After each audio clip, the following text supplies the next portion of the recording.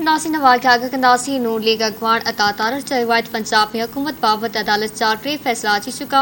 सूबे में बुरानी सूरत-हाल हिक सोचल समझल साजिश आहे। लाहौर में प्रेस कॉन्फ्रेंस कंदे अतातार चयो त हुननि ते कवायत आइन जी भनकड़ी करणी आहे। हुन चयो त पंजाब जी अवाम खां इंतकाम वरितो पियो वञे।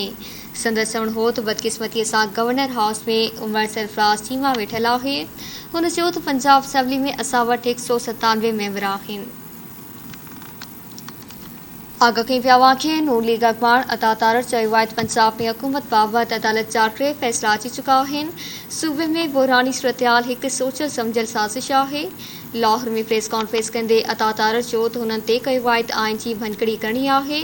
हुन चयो त पंजाब जी अवाम खां इंतकाम वरितो पियो वञे। संदसि चवणु हो त बदकिस्मतीअ सां गवर्नर हाउस में उमर सरफराज चीमा वेठल आहे। हुन चयो त पंजाब असेंबली में असां वटि 197 मेंबर आहिनि।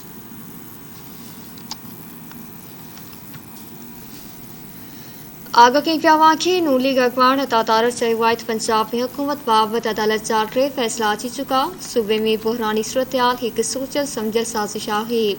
लाहौर में प्रेस कॉन्फ्रेंस कंदे अतातार चयो त हुननि ते कवायत आइन जी भनकड़ी करणी आहे। हुन चयो त पंजाब जी अवाम खां इंतकाम वरितो पियो वञे। संदसि चवणु हो त बदकिस्मतीअ सां गवर्नर हाउस में उमर सरफराज चीमा वेठल आहे। हुन चयो त पंजाब असेंबली में असां वटि 197 मेंबर आहिनि।